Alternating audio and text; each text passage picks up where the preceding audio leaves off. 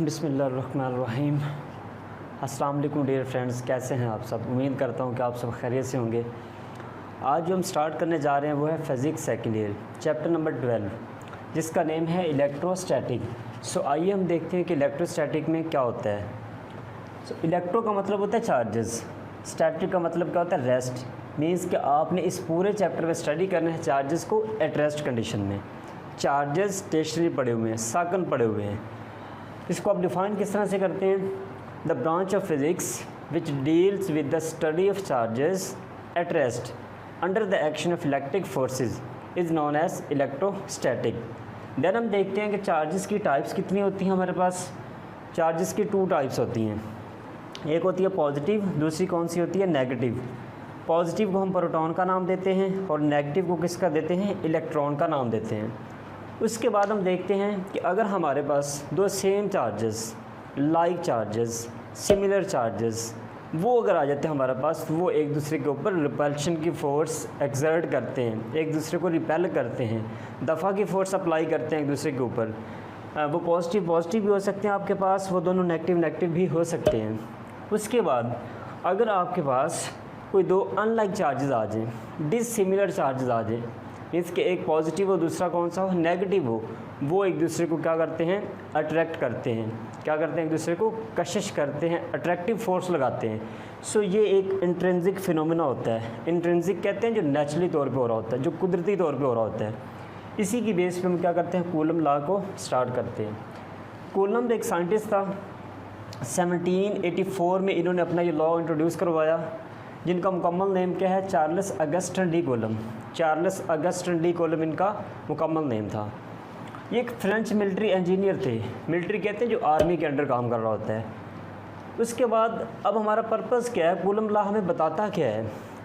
अब यहाँ पे देखें, हमने 2 चार्जेस को सपोज किया है कि एक प्लस Q1 है, दूसरा कौन सा आपके पास प्लस Q2 है।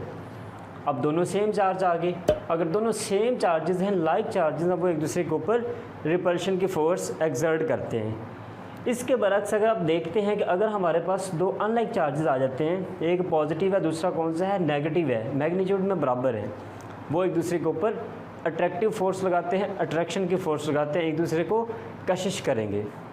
सो अगर ये दोनों चार्जेस एक दूसरे को रिपेल कर रहे हैं, रिपल्शन कर रहे हैं, तो किसी ना किसी फ़ोर्स की तहत ही क्या कर रहे हैं, एक दूसरे को रिपेल कर रहे हैं। अगर ये अट्रैक्ट कर रहे हैं एक दूसरे को, सो किसी ना किसी फ़ोर्स की तहत ही क्या कर रहे हैं, एक दूसरे को अट्रैक्ट कर रहे हैं। इन फोर्सेस की मैग्नीट्यूड को कैलकुलेट करने के लिए हम क्या करते हैं, कूलम्स लॉ को लेते हैं। कूलम्स लॉ हमें इनके बारे में बताता है कि अगर कोई भी 2 चार्जेस कंसीडर किया आपने, उनके दरमियान फोर्स ऑफ अट्रैक्शन या रिपल्शन वो कितनी एग्जिस्ट कर रही है। सो आइए फर्स्ट ऑफ ऑल हम देखते हैं इसकी डेफिनेशन को।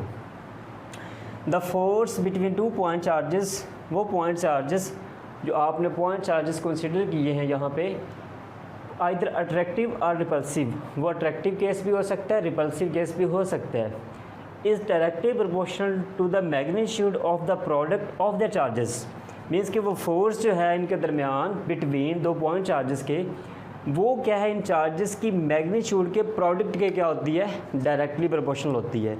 आप इसको इस तरह से लिख सकते हैं कि फोर्स जो होती है वो डायरेक्टली प्रोपोर्शनल किसकी होती है, इन चार्जेस की प्रोडक्ट के मैग्नीट्यूड की, मीन्स के Q1 एंड Q2 के।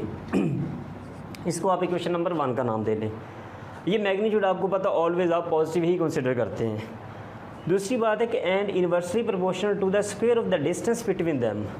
फोर्स क्या है, इनके दरमियानी फासला के क्या, स्क्वायर के इनवर्सली प्रोपोर्शनल। दरमियानी फासला को R से रिप्रेजेंट किया हुआ है, उसके क्या है आपकी force inversely proportional and the square of the distance. इसको आप नेम दे दें इक्वेशन नंबर 2 का। अब इन दोनों फोर्सेस को आपने क्या करना है, कंबाइन करना है। सो आइए इसको करते हैं। F directly proportional Q1 Q2 over के आपके पास R स्क्वायर है। यहाँ पे हम क्या करते हैं, डायरेक्टली प्रोपोर्शनल के साइन को ख़त्म करके एक कांस्टेंट इंट्रोड्यूस करवाते हैं। F इज़ इक्वल टू के, यहाँ पे K कांस्टेंट लिया हमने, Q1 Q2 over R square. यहाँ पे जो K है आपके पास वो एक कूलम कांस्टेंट है। क्या है आपके पास, कूलम कांस्टेंट है, कूलम कांस्टेंट, ये कूलम कांस्टेंट है। अब के की जो वैल्यू होती है वो आपके पास क्या होती है, के इज इक्वल टू होता है 1/4 पाई एप्सिलॉन नॉट होता है। एप्सिलॉन नॉट जो होता है यहाँ पे उसको हम कहते हैं परमिटिविटी ऑफ फ्री स्पेस। यहाँ पे देखें दो चार्जेस को कंसीडर किया हुआ है, इनके दरमियान कोई मीडियम तो आपने रिप्लेस नहीं किया हुआ, कोई मीडियम तो नहीं रखा हुआ इनके दरमियान, कोई लकड़ी, कोई प्लास्टिक, कोई ग्लास, वट कोई भी चीज़, वो तो हमने इनके दरमियान को रिप्लेस नहीं की। यानी कि फ्री स्पेस में ये एक दूसरे को अट्रैक्ट या रिपेल कर रहे हैं। उसके लिए फ्री स्पेस के केस में हम क्या लेते हैं, permittivity of free space means के एप्सिलॉन नॉट का सिंबल यूज़ करते हैं। ये के की वैल्यू आप क्या करें, इक्वेशन नंबर 3 में पुट कर दें जहाँ पे के आ रहा था। सो एफ इज इक्वल टू क्या हो जाएगा आपके पास 1/4 pi epsilon naught Q1 Q2 over क्या आ जाएगा आपके पास R² आ जाएगा।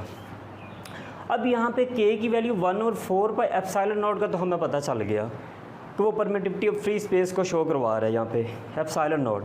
अब 1/4 पाई ही क्यों इंट्रोड्यूस करवाया आपने यहाँ पे। देखें कोई भी चार्ज होता है ना आपके पास, उसके अराउंड उसकी क्या एग्जिस्ट करती है, इलेक्ट्रिक फील्ड एग्जिस्ट करती है। नेक्स्ट टॉपिक में हम देखेंगे, पढ़ेंगे इसको। ये होता है सोर्स चार्ज के तौर पे जाना जाता है। सोर्स चार्ज क्या होता है, जिसके जो इलेक्ट्रिक फील्ड को क्या करवाता है, प्रोड्यूस करवाता है। अब इस इलेक्ट्रिक फील्ड के रीजन को, इसके एरिया को, कि इसकी फील्ड कहाँ तक एग्जिस्ट कर रही है, उसको फाइंड करने के लिए हम क्या करते हैं, इसके करीब एक टेस्ट चार्ज लेके आते हैं जिसको नाम हम देते हैं Q नोड का। सो जैसे ये Q नोड टेस्ट चार्ज ये इसकी फील्ड को क्या करता है, टेस्ट करता है। जैसे ही Q नोड इसकी फील्ड तक आता है, ये चार्ज उसके ऊपर क्या करता है, या तो फोर्स ऑफ अट्रैक्शन लगाता है या फिर फोर्स ऑफ रिपल्शन लगाता है। या तो उसे अट्रैक्ट कर लेगा या फिर जैसे ही वो इसकी फील्ड में आएगा उसको रिपेल करवा देगा। अब यहाँ पे देखिए इसकी फील्ड जो है ना वो हर पॉइंट पे सेम एग्जिस्ट कर रही है। मीन्स कि अगर आप सपोज करें 4 हिस्सों में से देखते हैं, ये वाली लाइन और ये वाली, यहाँ पे देखें ये चार्ज फील्ड तो ऑल अराउंड एक जितनी ही एग्जिस्ट कर रही है, लेकिन ये एक सिंगल फोर्स की तहत क्या करता है, आपके उस टेस्ट चार्ज को या तो रिपेल करता है या फिर क्या करता है, अट्रैक्ट करता है। यहाँ पे देखें कंप्लीट सर्कुलर फॉर्म में एंगल कितना बनता है, 2 पाई बनता है। यहाँ पे ये फोर्थ पार्ट यूज़ कर रहा होता है उसको रिपेल या अट्रैक्ट करने के लिए, इसलिए हम क्या करते हैं यहाँ पे 1/4 पाई इंट्रोड्यूस करवाते हैं, ना कि 2 पाई। सो ये आपके पास इक्वेशन नंबर कौन सी बन गई है, 4 बन गई है। अब कुछ इसकी वैल्यूज़ भी हैं कि हमारे पास जो के की वैल्यू होती है वो होती है जनाब 9 × 10 रेज़ टू पर कितनी होती है, 9। इसका यूनिट कैसे निकालते हैं, यहाँ पे देखिए R² इधर जाके क्या कर देगा, मल्टीप्लाई कर देगा, Q1 Q2 नीचे आके डिवाइड कर देगा।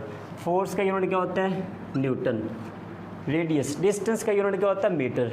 डिस्टेंस R² है, यहाँ पे क्या आ जाएगा आपके पास, मीटर स्क्वायर आ जाएगा। ये उधर मल्टीप्लाई कर देगा, Q1 Q2 डिवाइड करेगा। सो चार्ज का यूनिट क्या होता है, कूलम। कूलम इंटू कूलम क्या हो जाएगा, कूलम स्क्वायर। सो ऊपर जाके आ जाएगा पर कूलम स्क्वायर हो जाएगा। ये तो थी के की वैल्यू। अब इसी तरह एप्सिलॉन नॉट जो परमिटिविटी ऑफ फ्री स्पेस है उसकी वैल्यू क्या होती है हमारे पास, 8.85 × 10 रेज़ टू पर कितनी होती है, -12। उसका यूनिट कैसे निकालते हैं, एप्सिलॉन नॉट को इधर ले जाएं आप और एफ़ को इधर ला क्या कर दें, डिवाइड कर दें आप। सो यहाँ पे देखें कि इसका यूनिट कैसे लिखेंगे, यहाँ पे देखिए 1/4 पे वो तो कांस्टेंट है, कांस्टेंट का यूनिट नहीं होता। यहाँ पे देखिए Q1 Q2 charge into charge means कि चार्ज का यूनिट कूलम होता है, कूलम इंटू कूलम क्या हो जाएगा, कूलम स्क्वायर हो जाएगा। यहाँ पे फोर्स डिवीजन में आ रहा था, फोर्स का यूनिट क्या होता है, न्यूटन। ऊपर जाके क्या हो जाएगा वो, पर न्यूटन। यहाँ पे डिस्टेंस R² है, यहाँ पे डिस्टेंस का यूनिट क्या होता है, मीटर। ऊपर जाके क्या हो जाएगा वो, पर मीटर स्क्वायर हो जाएगा। ये तो थी इसकी मैग्नीट्यूड फॉर्म, स्केलर फॉर्म। अब हम डिस्कस करते हैं इसकी vector form of Coulomb's law. So आइए हम वेक्टर फॉर्म को डिस्कस करते हैं। हम फर्स्ट केस में हम सपोज करते हैं कि Q1 Q2 के ऊपर क्या कर रहा है, फोर्स एक्सर्ट कर रहा है, जिसको रिप्रेजेंट कर दिया F21 मीन्स कि 1 2 के ऊपर फोर्स एक्सर्ट कर रहा है। सो इसके साथ यूनिट वेक्टर को भी इंट्रोड्यूस करवाना होगा, क्योंकि हम बात कर रहे हैं वेक्टर फॉर्म की। यूनिट वेक्टर कौन सा होगा, R21 यूनिट वेक्टर, जो कि इसकी डायरेक्शन को शो करवाता है।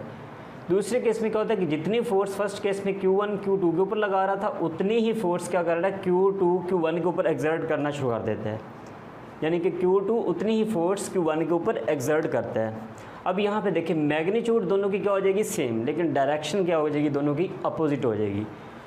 F12 में इस केस में क्या हो रहा है कि 2 1 के ऊपर फोर्स एक्सर्ट कर रहा है। यूनिट वेक्टर किस तरह लिखेंगे, R12 यूनिट वेक्टर आ जाएगा। अब इन दोनों केसेस को लेके आप इस इक्वेशन से रिजेंबलेंस करके आप क्या कर सकते हैं, इक्वेशंस को ड्राइव कर सकते हैं। सो आइए लिखते हैं। फर्स्ट केस के लिहाज से फोर्स क्या थी, इस पर 1 2 के ऊपर लगा रहा था, मीन्स कि आपके पास थी F21 1 किसके ऊपर फोर्स एक्सर्ट कर रहा था, 2 के ऊपर, must be equal to 1/4 pi epsilon naught Q1 Q2 over क्या आ जाएगा आपके पास R²। यूनिट वेक्टर कौन सा आएगा इस केस में, R21 unit vector. Equation number कौन सी हो जाएगी आपके पास 5। इसके लिहाज से इक्वेशन कैसे बनेगी, F12 must be equal to 1/4 pi epsilon naught Q1 Q2 over क्या आ जाएगा R², साथ क्या आ जाएगा 1 2 यूनिट वेक्टर। इक्वेशन नंबर 6 हो जाएगी। अब यहाँ पे देखें, बात वही है, अगर आप न्यूटन थर्ड लॉ को देखें, हर एक्शन का कोई ना कोई क्या होता है, रिएक्शन होता है।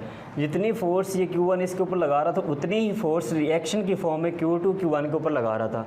इसका मतलब है कि ये दोनों यूनिट वेक्टर मैग्नीट्यूड के लिहाज से इक्वल हैं, लेकिन डायरेक्शन के लिहाज से क्या है, अपोजिट हैं।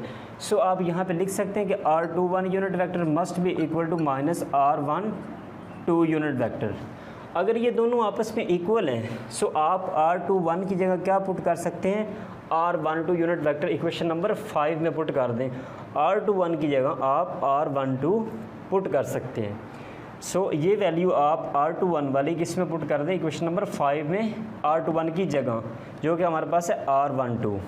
सो F21 किसकी इक्वल हो जाएगा, 1/4 पाई एप्सिलॉन नॉट, साथ क्या आ जाएगा Q1 Q2 ओवर R²। अब R21 की जगह क्या रिप्लेस करना है आपने यहाँ पे, R12। सो R12 आप क्या करेंगे, यहाँ पे रिप्लेस कर देंगे, साथ माइनस साइन आ जाएगा। माइनस को आप क्या करेंगे, बाहर ले लेंगे, माइनस को बाहर लें आप, -1/4 पाई एप्सिलॉन नॉट हो जाएगा। Q1 Q2 ओवर क्या आ जाएगा आपके पास R²। सो साथ R12 यूनिट वेक्टर आ जाएगा, माइनस बाहर आ जाएगी। सो यहाँ पे देखें, अब आपके ये चीज़ जो है आपके पास, ये किसके इक्वल है आपके पास, F12 की इक्वल है। So F21 must be equal to -F12। इसका मतलब है कि दोनों फोर्सेस मैग्नीट्यूड के लिहाज से इक्वल हैं, लेकिन डायरेक्शन में क्या है, अपोजिट है। सो ये थी हमारे पास वेक्टर फॉर्म। देन हम देखते हैं कि अगर हम इन दोनों चार्जेस के दरमियान या इन चार्जेस के दरमियान कोई भी डाई इलेक्ट्रिक को इंट्रोड्यूस करवा देते हैं, so then what happening,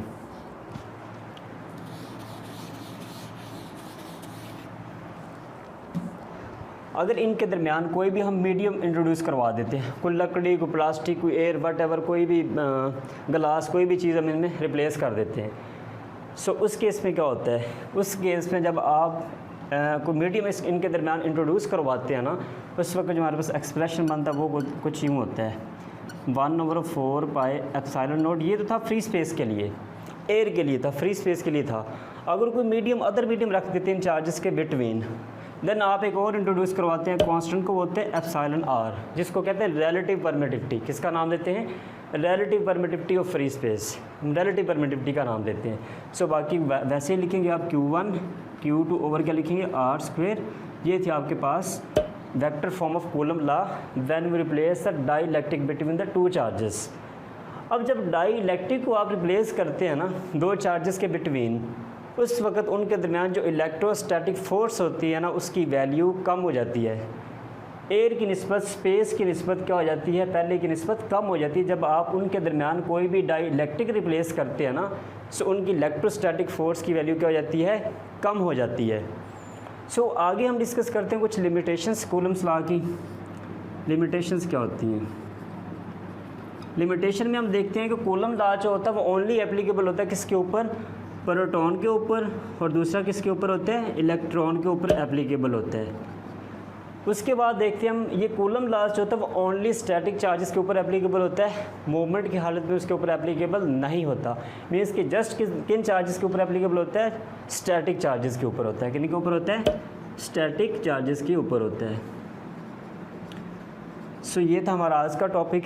next हम डिस्कस करेंगे इलेक्ट्रिक फील्ड क्या होती है, सोर्स चार्ज क्या होता है, पॉइंट चार्ज क्या होता है, जो कि फर्दर उसको डिटेल में पढ़ेंगे, और टेस्ट चार्ज क्या होता है।